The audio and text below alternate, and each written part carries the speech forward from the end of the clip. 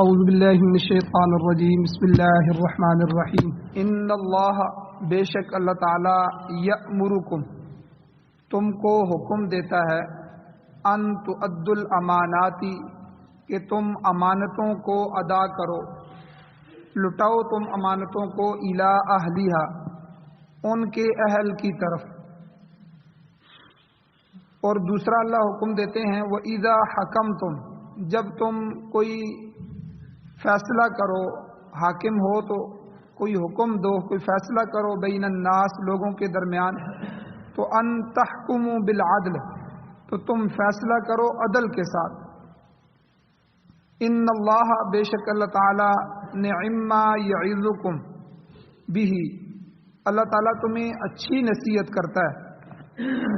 ان اللہ کان سمیعا بصیرا بے شک اللہ تعالیٰ سننے والے ہیں اور دیکھنے والے ہیں۔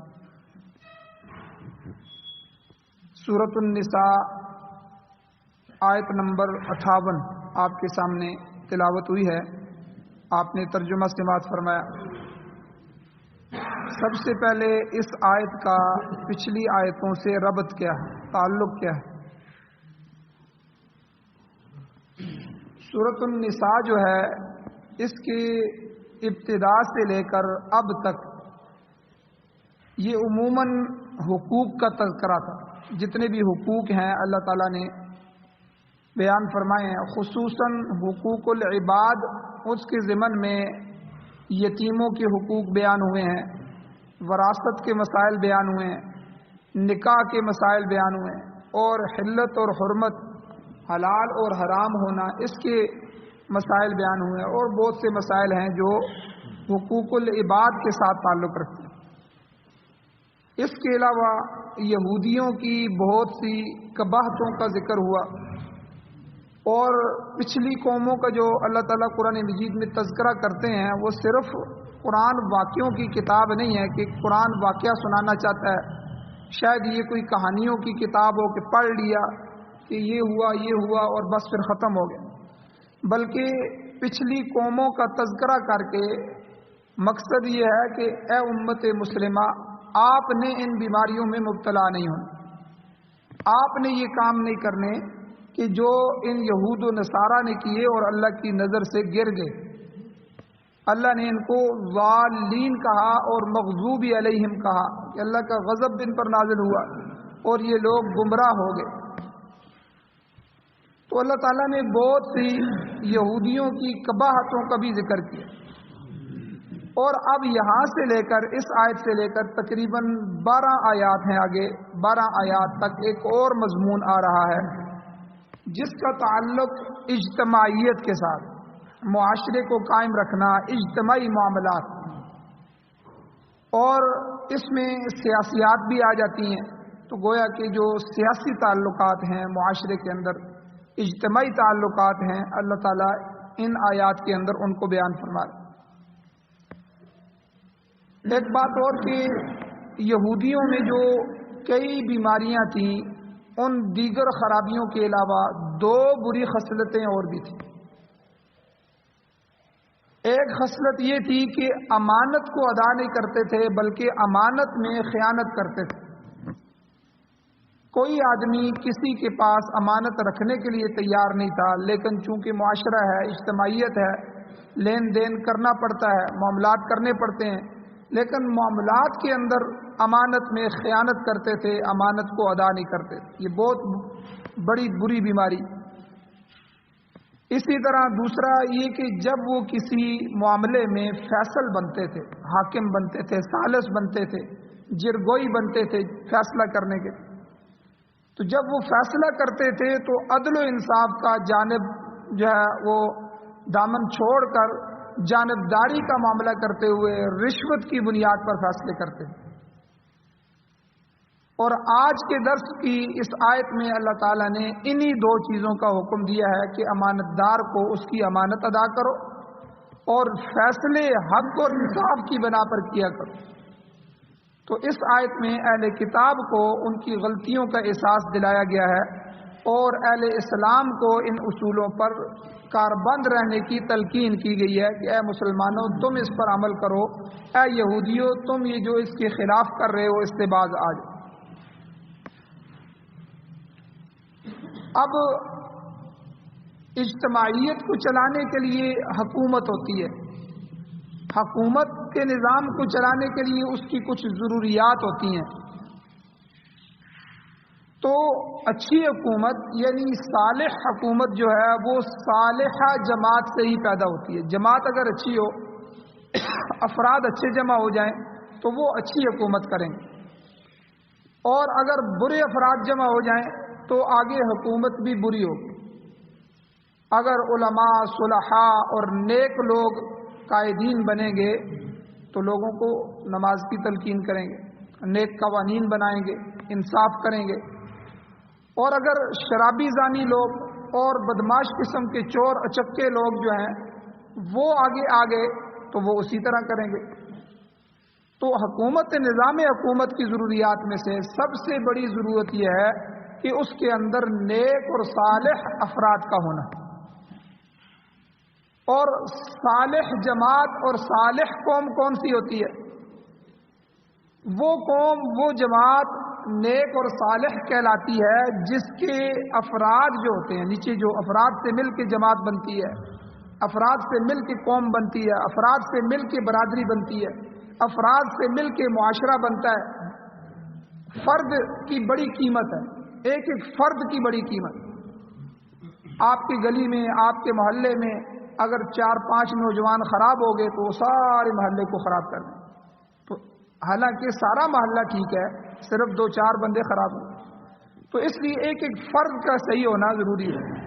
تو صالح جماعت وہ ہوتی ہے کہ جس کے افراد کا اعتقاد بھی ٹھیک ہو، عقیدہ بھی ٹھیک ہو، اور ان کا عمل بھی مخلص ہو، عمل کے اندر بھی اخلاص ہو، اور اخلاق بھی ان کے صالح ہو، لوگوں کے ساتھ بول چال، لوگوں کے خیال رکھنا، لوگوں کے معاملات سننا، اخلاق بھی عالیہ ہوں، اخلاق بھی ان کے درست ہوں۔ اور پھر حکومت آگے چلانے کے لیے حکومت کی ضروریات میں 2 بنیادی چیزیں ہیں، یہ سیاست قرآن بیان کر رہا ہے کہ سب سے پہلے حکومت چلانے کے لیے، صالح حکومت کے لیے صالح افراد کا ہونا ضروری۔ اب 2 بنیادی چیزیں حکومت کی ضروریات ہیں، امانت اور عدل۔ اگر حکومت کے افسران، حکومت کے حکام، حکومت کے جو عمال ہیں، وزیر ہیں، اور حکومت کے سارے سسٹم کے ساتھ جڑے ہوئے افسران بالا ہیں، جو لوگ ہیں، اگر وہ امین ہیں، امانت دار ہیں، اور دوسرے نمبر پہ عادل ہیں، امانت دار ہیں اور عادل ہیں، یہ دونوں، تو نظام حکومت صحیح رخ پہ گامزن ہوگا، صحیح رخ پہ چلے گا، لوگوں کو ان کے حقوق ادا ہوں گے، ان کے درمیان عدل و انصاف کا جو ہے وہ معاشرہ قائم ہوگا، اور ملک میں امن و امان قائم ہو جائے گا، اور لوگ چین کی زندگی بسر کریں۔ لیکن اگر اس کے خلاف حکومت کے کام کرنے والے لوگ خائن ہوں، خیانت دار ہوں، اور نا انصاف ہوں، تو حکومت کا نظام درست طریقے سے نہیں چل سکے گا، ملک میں بد امنی پیدا ہو جائے گی، فضا خراب ہو جائے گی، لوگوں کے حقوق ضائع ہونے لگے گے، اور رعایا جو ہے وہ امن اور چین کی زندگی سے محروم ہو جائے گی۔ یہ فطرتی چیز ہے۔ اس لیے بنیادی یہ 2 چیزیں ہیں حکومت کو چلانے کے لیے کہ امانت اور عدل ہو، وہ بندہ امانت دار ہو اور عادل ہو۔ امام تفسیر خازن جو ہے، ان کے صاحب تفسیر خازن جو ہیں، وہ فرماتے ہیں کہ اس آیت کا جو اطلاق ہے وہ حکومت اور عوام دونوں طبقوں پر ہوتا ہے، صرف حکومت کے لیے یہ آیت نہیں اتری کہ ان کو کہا گیا ہے، بلکہ عوام پر بھی ہے۔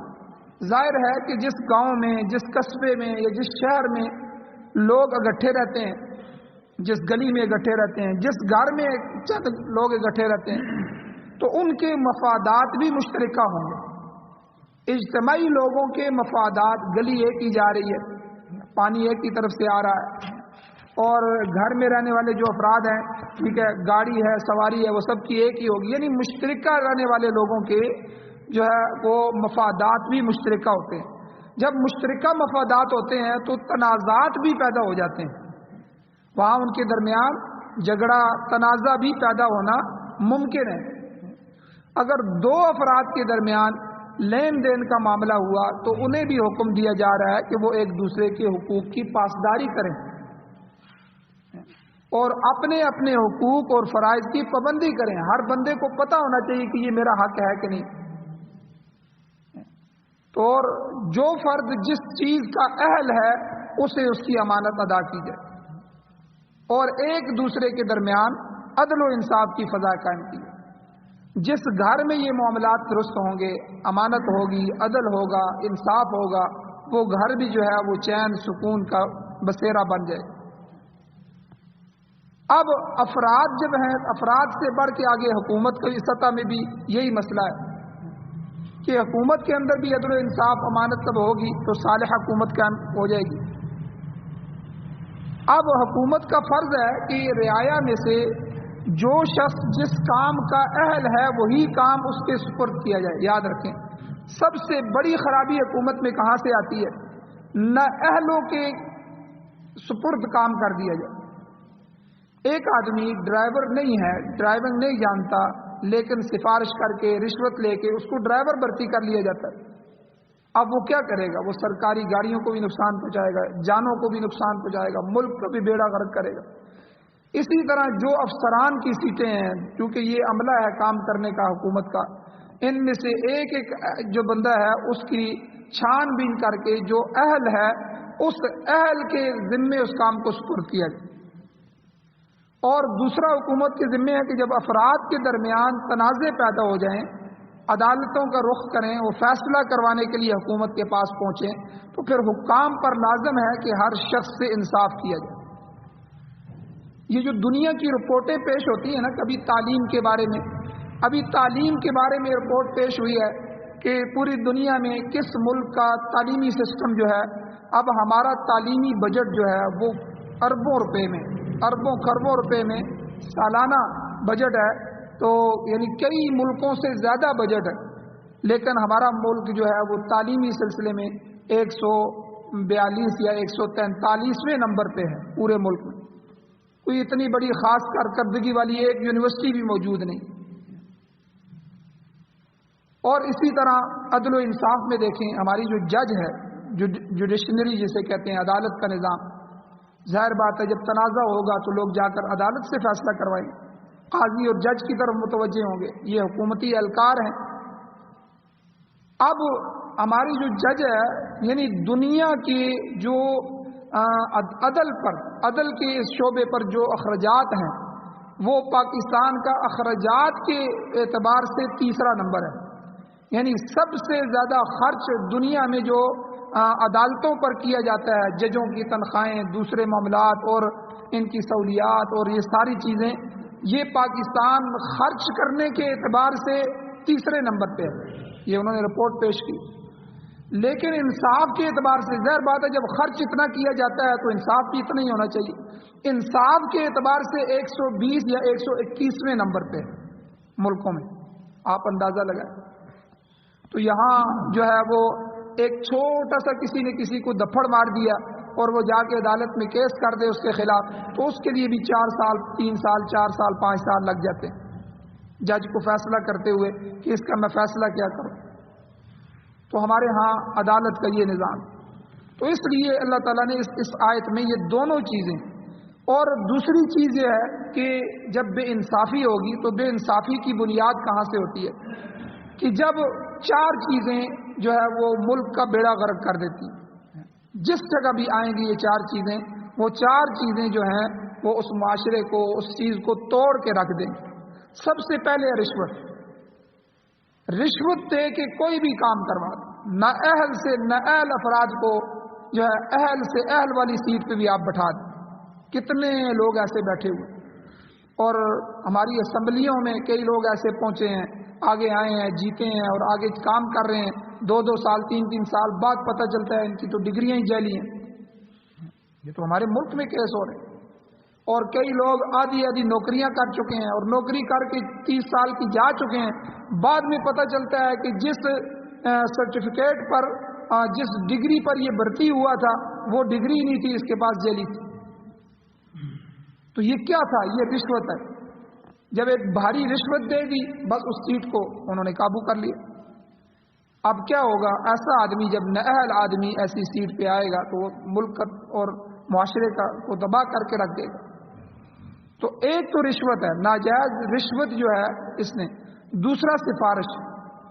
ہر بندہ کوشش کرتا ہے کوئی بڑی سفارش لے کر، اور وہاں پہنچتے ہیں تو سب سے پہلے وہ پوچھتے ہیں کہ بھئی رشوت تو تم سے لینی ہی لینی ہے، کوئی سفارشی بھی لے کے آئے.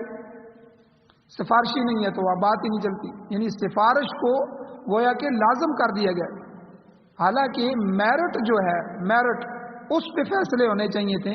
سفارش کی ضرورت نہیں ہے. آپ ان کا امتحان لے، بچوں کی ڈگریاں دیکھیں، سب کچھ دیکھیں، جو ان میں سے سب سے میرٹ پر ہے، نمبر اس کے سب سے اعلیٰ ہے، اور میرٹ کے حساب سے فیصلہ کر دیا جائے، اس سیٹ کو اس کے حوالے کیا جائے. وہ اس کو اچھے طریقے سے چلائے گا کیونکہ اس نے محنت کی ہے، وہ میرٹ کے اوپر آیا. لیکن ایک تو رشوت اور دوسرا سفارش. اب سفارش تگڑی ہو گئی تو بس نااہل بندہ بھی اوپر چلا جائے. اور تیسری چیز اقربا پروری، رشتہ داریوں کو پالنا، دوستیوں کو، تعلق ہو.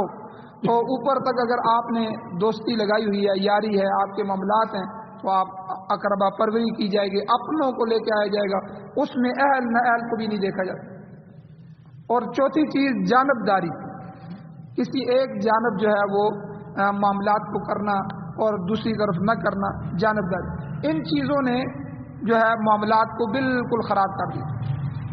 تو اس لیے اللہ تعالیٰ نے بہرحال یہ جو میں نے تمہید بیان کی ہے، یہ تمہید اس آیت کو سمجھنے کے لیے.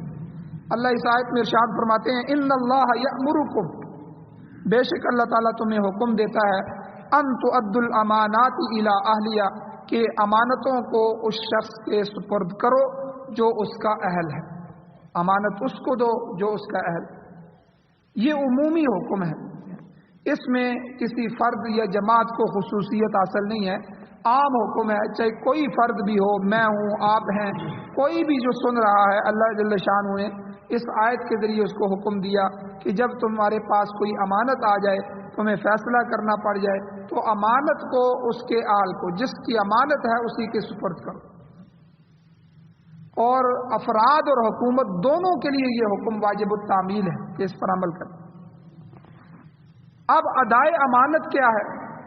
امانت کا ادا کرنا، اس کا عام فہم مفہوم تو یہ ہے کہ عام فہم جو معاشرے میں چل رہا ہے کہ اگر کسی شخص نے دوسرے شخص کے پاس کوئی چیز بطور امانت رکھی ہے، ودیعت رکھی ہے کہ بھائی یہ چیز میری آپ رکھ لیں، ٹھیک ہے، یہ میں آپ سے لے لوں، تو وہ آدمی اسے معین وقت پر واپس کرے.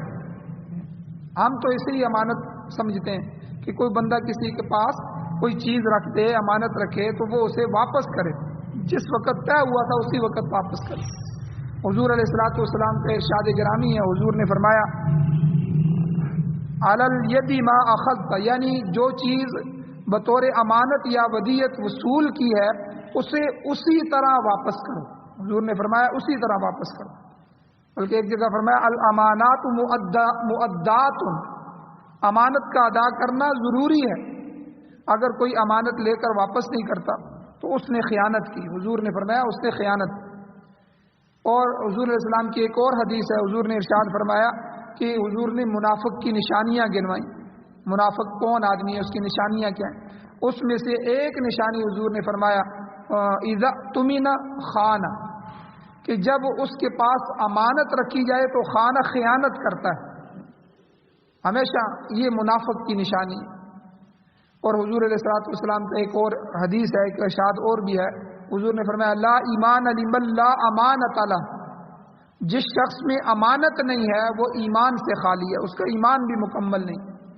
گویا امانت اتنی اہم چیز، اور امانت میں صرف وہی چیز شامل نہیں ہے جو بطور خاص امانت کے طور پر رکھی گئی ہو، بلکہ کوئی شخص کسی دوسرے سے کوئی کپڑا لے لیتا ہے، کوئی برتن لیتا ہے، جیسے گھروں میں ایک دوسرے سے چیزیں لیتے رہتے ہیں، یا کوئی چیز عاریتاً مانگ کر اس سے لیتا ہے، تو اس کا فرض ہے کہ استعمال کے بعد حسب وعدہ، جس طرح اس نے وعدہ کیا تھا اس چیز کی حفاظت کے ساتھ استعمال کرے، اور اسی طرح وعدے کے مطابق وہ چیز وہاں ان کو واپس کرے۔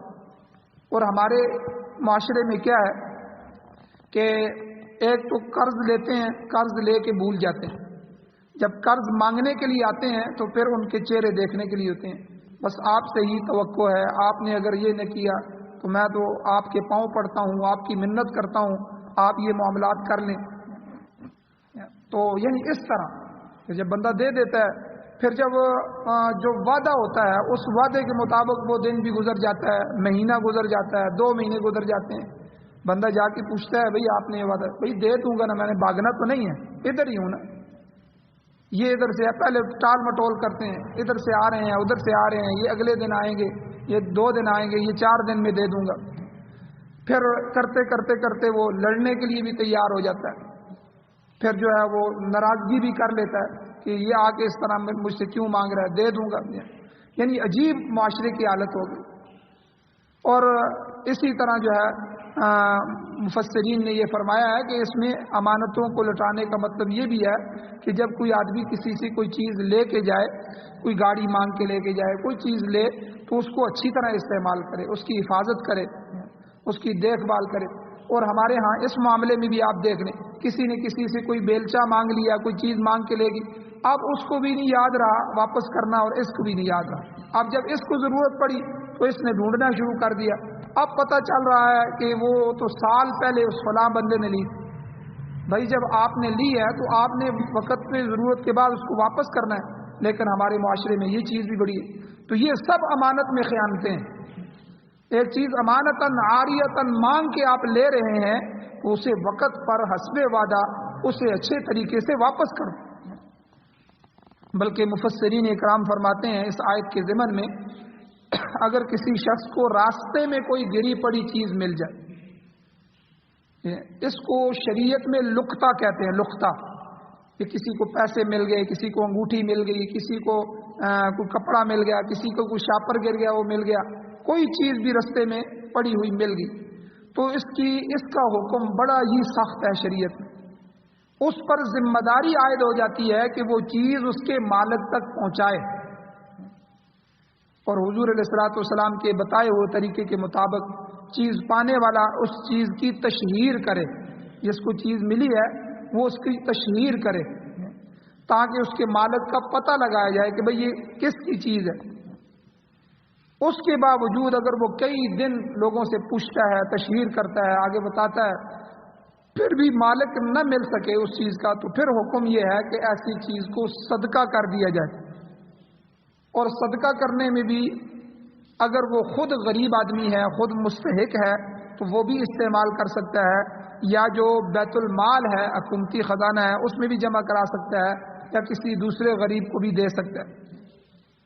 تو کیونکہ یہ چیز اب اس کے ہاتھ میں آئی ہے تو یہ اس کے پاس امانت ہوگی، اس بندے کی جس کی وہ گری ہے، اب اس کی ادائیگی اس کے ذمہ واجب ہے، ضروری ہے۔ اور اس کا ایک اور بھی حکم ہے کہ اگر آپ نے صدقہ کر دیا اس چیز کو، پھر کئی مہینے بعد وہ آدمی آ گیا جس کی وہ چیز تھی اور وہ آ کر کہتا ہے کہ یہ تو میری چیز ہے، تو آپ کو اس چیز کو اسے ادا کرنا ہو، آپ وہ جو صدقہ ہوا ہے وہ آپ کی طرف سے ادا ہو جائے گا، اور چیز اس کو، ہاں اگر وہ معاف کر دے تو الگ بات ہے۔ اسی طرح ہمارے معاشرے میں ایک اور چیز بھی ہے جو پائی جاتی ہے، اس کی اصلاح بھی بہت ضرور ہے۔ یہ جو ہم رہن رکھتے ہیں، زمین رہن رکھ لی، کسی کو قرضے کی ضرورت ہوئی تو قرضے والے نے آ کے کہا جی مجھے 10 لاکھ 5 لاکھ 4 لاکھ روپے آپ قرضہ دیں، میری اتنی زمین ہے یا میرا مکان ہے یا میری فلاں چیز ہے، یہ گاڑی ہے، آپ اس کو رہن رکھ لیں بطور رہن۔ یاد رکھیں بطور رہن جو چیز دی جاتی ہے وہ بطور ملکیت نہیں ہوتی، بندہ اس کا مالک نہیں ہو جاتا، وہ اس کے پاس بطور ضمانت ہوتی ہے کہ یہ چیز آپ رکھیں، یہ بطور ضمانت کے ہے کہ آپ مجھے جب میں آپ کا قرضہ واپس کروں گا تو آپ یہ چیز مجھے واپس کر دیں۔ جیسا کہ حالانکہ بینکوں کا قرضہ جو ہے وہ سود ہے، لیکن مثال دے رہا ہوں کہ بینک والے جو ہے وہ جب ان سے قرضہ لینے جائیں تو وہ پوچھتے ہیں کہ بھئی آپ کی کوئی زمین ہے، کوئی چیز ہے تو بھئی آپ لائیں، اس کے کاغذ ہمارے پاس رکھیں۔ اب وہ اسٹامپ وغیرہ لکھ لیتے ہیں اور کاغذات اپنے ذمہ پاس رکھ لیتے ہیں، اور کوئی گاڑی ہو یا کوئی گھر ہو یا کسی چیز کا بھی، تو اس کے اوپر قرضہ دے دیتے ہیں، اگر وہ بندہ نہ ادا کر سکے تو اس کی وہ چیزیں ضبط ہو جاتی ہیں۔ تو اس لیے رہن جو ہوتی ہے، رہن مرہونہ جو چیز ہوتی ہے، جو رہن رکھی چیز جاتی ہے، اس سے نفع نہیں اٹھا سکتے۔ ہمارے ہاں کیا ہوتا ہے، جو زمین رہن رکھی ہے دوسرا اس کو کاشت کرنا شروع کر دیتا ہے۔ تو اس لیے اگر کسی شخص کے پاس کوئی چیز بطور رہن رکھی گئی ہے تو اس کی حفاظت بھی ضروری ہے، اس کو استعمال بھی نہ کرے، اگر استعمال کرے تو وہ ساری چیزیں مالک کی ہوں گی پیچھے، اور اس کی ادائیگی بھی ضروری ہے، جب وقت آئے تو اس کو ادا کیا جائے۔ اسی طرح کوئی چیز کرائے پر حاصل کی گئی ہے تو وہ بھی مقررہ وقت پر واپس پہنچنی چاہیے۔ کسی کے ذمے اسی طرح وراثت کا حق ہے، اب والد فوت ہوا ہے تو بڑا بھائی ذمہ دار ہے، اب بڑا بھائی بڑا جو ہے ہونے کے ناطے، بڑا ہونے کا مطلب یہ ہے کہ وہ سارے معاملات کو انصاف کے ساتھ چلائے، ہر ایک کو اپنا اپنا حق دے۔ بڑا ہونے کا یہ مطلب نہیں ہے کہ وہ سب کی سب چیزوں کو سمیٹ لے، اب ذمہ وراثت اس کے بن رہی ہے، اب وہ اس کو ادا نہیں کر رہا، بہنوں کو نہیں دے رہا، بھائیوں کو نہیں دے رہا۔ اسی طرح یتیم کا مال ہے، کسی نے اس کی پرورش کی ہوئی ہے، چچا ہے یا ماموں ہے یا کوئی بھی ہے، تو جب وہ بڑا ہو جائے، ذمہ دار بن جائے تو اس کا مال اس کے حوالے کیا جائے، یہ بھی تب تک کے لیے امانت ہے۔ اسی طرح قرض دار کا قرضہ ہے، یہ بھی امانت ہے۔ غرض ہے کہ جو چیز جس کی حقدار ہے اس کے حق کا اعتراف کیا جائے، اور پھر یہ سب چیزیں امانت میں شامل ہیں، اور جب موقع آئے تو حسب وعدہ اسی میعاد پر، اسی نیٹے پر وہ چیزیں اس کے حوالے کی جائیں۔ تو یہ اللہ تعالیٰ نے ایک تو حکم یہ دیا، یا ایھا الذین ان اللہ یأمرکم، بے شک اللہ تعالیٰ تمہیں حکم دیتا ہے، ان تؤدوا الامانات الی اہلیہا، کہ امانتوں کو ان کے اہل کی طرف لوٹا دو، امانت کو امانت سمجھتے ہوئے امانت داری کے ساتھ رکھو اور ان کے مالکوں تک پہنچاؤ۔ کئی اور مسائل بھی ہیں انشاءاللہ کل کے درس میں بیان کیے جائیں گے۔ اللہ تعالیٰ سے دعا ہے اللہ عمل کی توفیق عطا فرمائے، آمین۔ الحمدللہ رب العالمین والعاقبۃ للمتقین والصلاۃ والسلام علی رسولہ النبی الامی الکریم۔ یا اللہ ہماری کمیوں کوتاہیوں کو معاف فرمائیے، درگزر فرمائیے۔ یا اللہ جتنی بھی روحانی بیماریاں ہیں، جھوٹ، غیبت، چغلی، یا اللہ امانت میں خیانت، یا اللہ یہ ساری چیزیں ان سے ہماری حفاظت فرما، ہماری نسلوں کی حفاظت فرما۔ نیک اوصاف، نیک احکامات جو اللہ تعالیٰ آپ اور آپ کے رسول نے دیے ان پر چلنے کی توفیق عطا فرمائیے۔ قرآن و سنت سے محبت نصیب فرمائیے، قرآن و سنت کا غلبہ نصیب فرمائیے، قرآن و سنت کی ترویج اور اشاعت میں حصہ لینے کی توفیق عطا فرمائیے۔ یا اللہ پوری دنیا میں قرآن و سنت کا نظام نصیب فرمائیے۔ یا اللہ سعادت والی زندگی اور شہادت والی موت نصیب فرمائیے۔ یا اللہ جو حضرات پریشان حال ہیں ان کی پریشانیوں کو دور فرمائیے، بیماروں کو شفا عطا فرمائیے، جو حضرات ایمان کی حالت سے اس دنیا سے جا چکے ہیں اللہ ان سب کی بخشش فرمائیے۔ صلی اللہ تعالی علی خیر خلقہ محمد وآلہ وصحبہ اجمعین برحمتک یا